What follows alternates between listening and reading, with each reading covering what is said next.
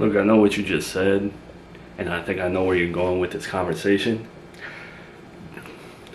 I don't want to get on Brian's bad side. Like, me and him get along now, weirdly enough. Not that he's in my life at all, but I don't like the look that his girlfriend's in my apartment.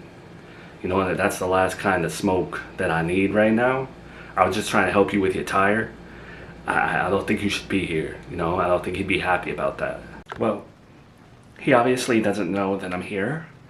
This has just been something that has, like, it's been fizzling up inside of me, and I have brought it to his attention several times, but he dismisses it, and I just can tell when someone is lying. I deal with kids for a living. I deal with parents for a living, and I can tell when someone is lying and when they're not being themselves, and when they have, like, something concealed, or, you know what I mean.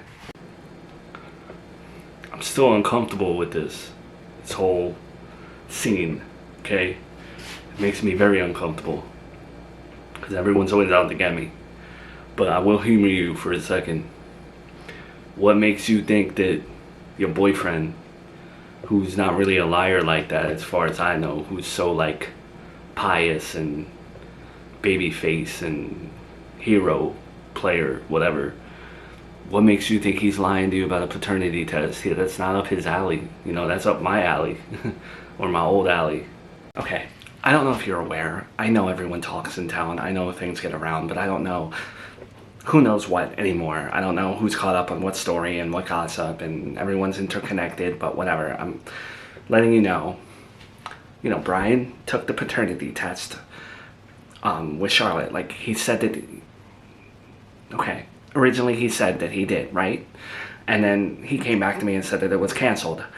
I don't believe that it was canceled, because the second that he told me that it was canceled, his whole mood changed, his whole demeanor changed. It was like a big boulder landed on his rock, and he had to carry it around, landed on his back, and he had to carry it around forever, or whatever. Like, he's a shell of himself after telling me that they canceled the paternity test. If he canceled the paternity test, why are you sad? There's no reason to be sad. The only reason he would be sad is because he's not the dad. I just have it in my heart that him and his uncle have covered this up, and he won't admit it to me.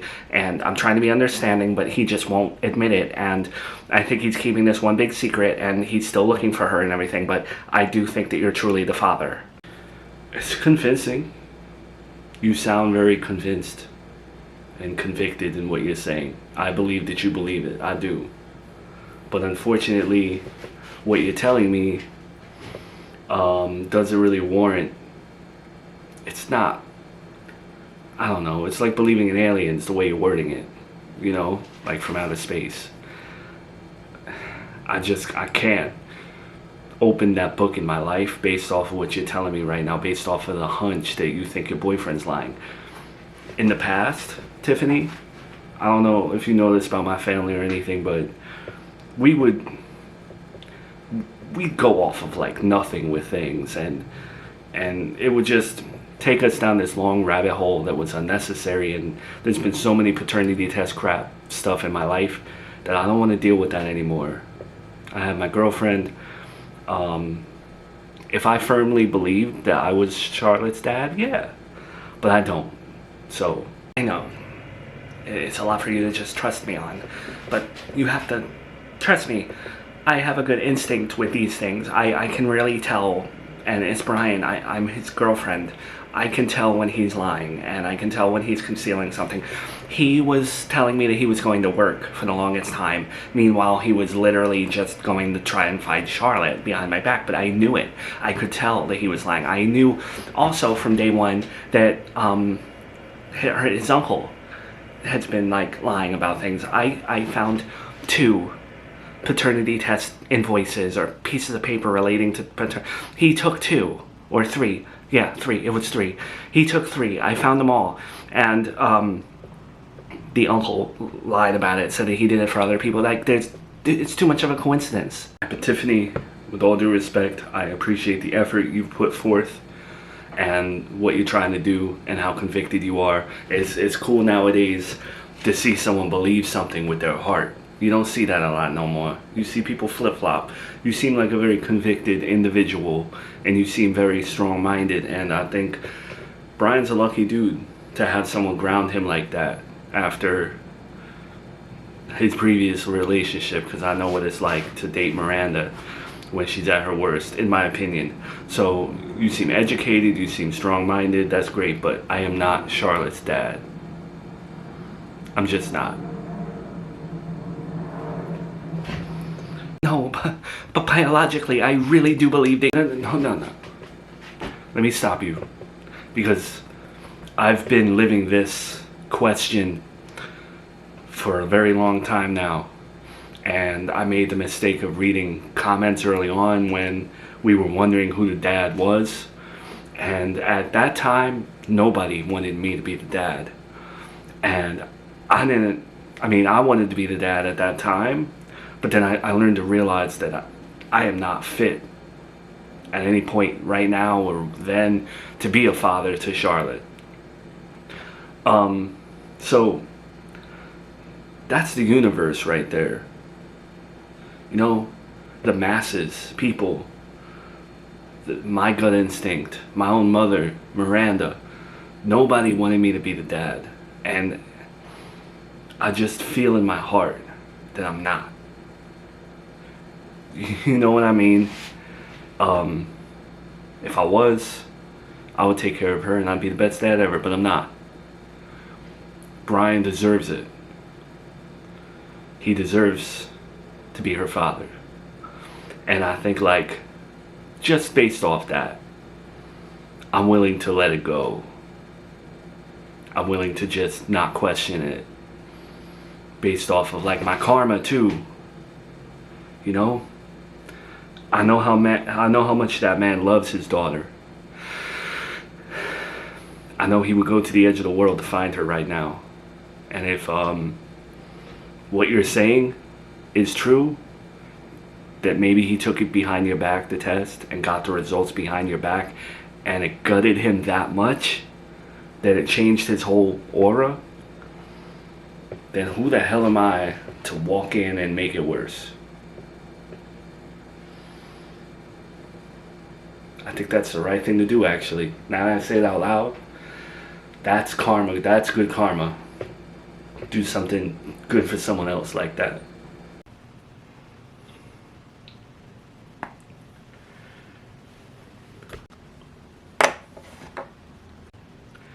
So after this big scheme of mine, the slashed tire, getting in your apartment, busting my butt to get here behind Brian's back and try to convince you that this is the truth,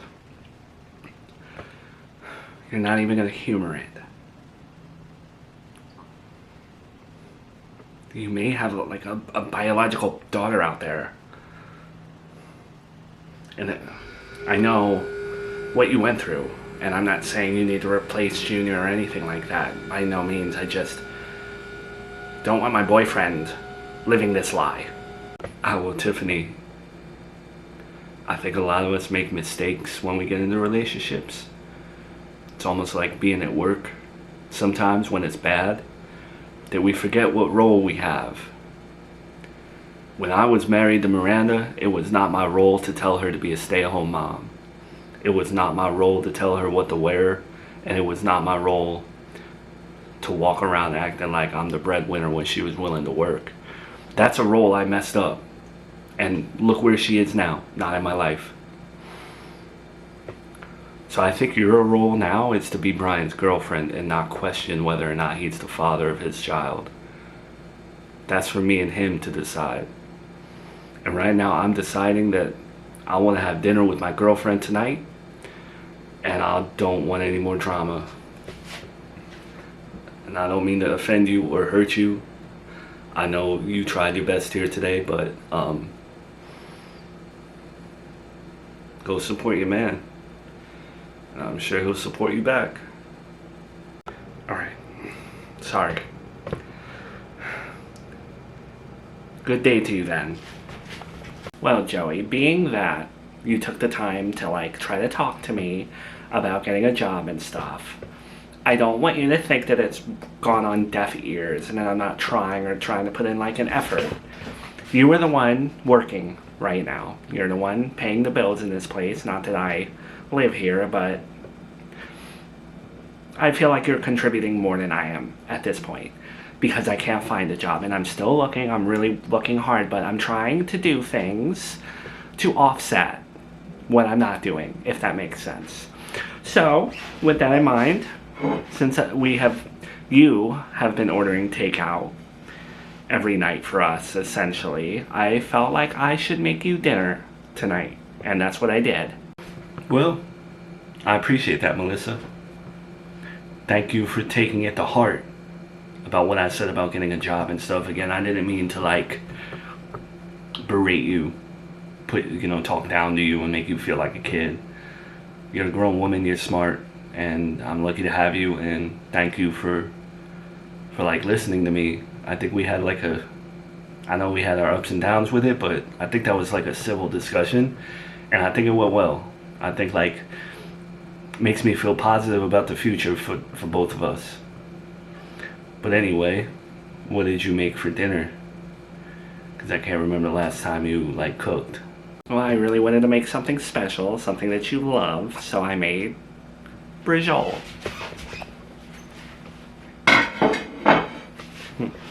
I'm proud of it too. Nice. Alright. It's not your typical meal. Like, I didn't just make cheese and crackers. Put some effort into it. What is the matter? Because you don't really seem too enthused at first glance. Is something wrong? Why did you pick brujol of all the dishes to make? Brujol's kind of complicated. My mom used to make it.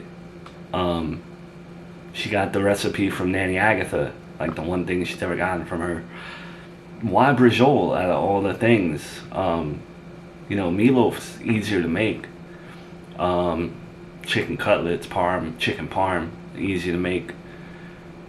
Pizza, homemade pizza. I made it because you mentioned that you had it as a kid, that your mom used to make it for you, and Nanny Agatha stuff. I know that it's like a meaningful meal. Also, I remember you showing me that Everybody Loves Raymond episode. It's like one of your favorites with the brujol or whatever. Like Marie made it for Raymond, and then Deborah made it better or whatever. That's very sweet that you remembered that and you took that into consideration. Like, I'm again blessed and lucky to have you, but don't you remember in the episode when I showed you the episode, like Deborah poured the sauce on Ray's lap, and every time they would eat it, there'd just be like a lot of sauce and stuff. Your dish doesn't have sauce, like red sauce. It's just pork. Also, I'm not laughing, I'm not. It's supposed to have like the string. It's supposed to be like a cannoli almost, like a circle. And you took the string off. Why'd you take the string off? It's supposed to have like the stuffing in it too. There's no stuffing in it. Wow. Okay. I got chewed out more than the meal got chewed. I really put 110% effort. I didn't just buy like store-bought brujol. Like, I really made an effort here. And I messed up. Okay. So I guess I'm just not pulling my weight in any area. You say I don't clean good. You say I don't cook good. Can't get a job. I didn't mean to make you upset. I'm just... No, stop. I'm really trying. Okay? You think that I'm like freeloading off you, and that's not the case. You want me here with you, and then when I'm here, you tell me I'm not pulling my weight, and then I'm not doing enough. You make me feel bad for you tell me to relax, go sit on the couch, and then when I do, I'm a bum. And then when I try to make you dinner, you pick it apart like you're Gordon Ramsay. Sorry that I didn't make your Everybody Loves Raymond dinner perfect. Melissa, relax, okay? Regardless of how this came out, I'm sure the pork is edible. It looks edible. Regardless of whether or not it has sauce or string, maybe I should have kept that to myself. I appreciate that you cooked for me. Like, I can't remember the last time I had a home cooked meal like that. For real. You know, I may not cook like your mom. I may not act like her or come before her in your life. But I'm gonna sound like her right now. And I don't feel bad about it. You are coming off as very ungrateful. That's how I feel right now with you. And the contradictions, everything in between. You make me feel like a couch potato. You're ungrateful. I slaved over that dinner. I'm not being ungrateful. It's just a little funny to me, that's all. That, like, you know, the two things that kind of make brajol rather than a piece of pork is the string and the salt. I'm grateful, Melissa, really. Can we just, like, let it go? I just want to know, now that we're in a relationship and now that the future contains both of us together, is this what the future is going to look like for me? I make spaghetti and meatballs and the sauce isn't red enough for you? And the meat's not meaty enough or whatever? Is this what my life entails now for the future? I think you're blowing this way out of... Hold on a second, Joey. Shut your mouth. I have a question to the man who does not wear a chopstick. Whose chapstick is this? I just wanted you to know, Mel. This wasn't something that I felt adequate saying through text. I felt like it needed to be enunciated with words over the phone to you. It's a very big deal in my life. I have started the process of separating from Annette. Well, my goodness, it fills me with butterflies knowing that you want to meet. It also makes me feel younger as well. But I must ask the question, don't you feel like it might be a little too soon? Because, like, I did want to take it slow, you know. I don't think that it's too soon. Because I know based off of our text messages, off of our phone calls, I know how I feel. I know that I want to pursue you. I want to pursue you more than I do my own marriage at this point. I think about living the rest of my life in a marriage to Annette, and it is downright depressing. You excite me. When I see your name pop up in my phone, when I look at your photos like I'm a teenager experiencing dating for the first time, I am enthralled. I don't think it's too soon at all. I think that it's not soon enough. I cannot pursue you while being married or in a committed relationship where my partner believes that I am committed to her, because at this point I am not. Well, you would obviously know your marriage better than me. I'm in no place to tell you what to do with it, although I would rather not be entangled with you if you are still married, of course. I want to do things the right way as well, so that we have peace. So if it is what you want, then I support it. It is what I want, on a deeper level. I crave you. I miss you when we're not corresponding. Looking at pictures and hearing your voice sometimes is not enough. So I would like us to meet, share this chemistry, in person. Because it's getting hard for me now. I'm an antsy person and I don't feel like life is going to go on for me for a very long time. I don't know if you feel the same way. Here's the thing. You know how big family is for me. You know I like to say blood is thicker than water. I'm sure you know that. Family is everything. So I would need to tell them that I'm dating you before we, move forward with anything like this. I hope that's not a problem. Do you have to tell them though? Because I can imagine that your son and your daughter would not approve of you dating me. It might muddy the waters while we're trying to get to know one another. Maybe we should meet in secret. No, I get your viewpoint. But I would definitely need to tell them.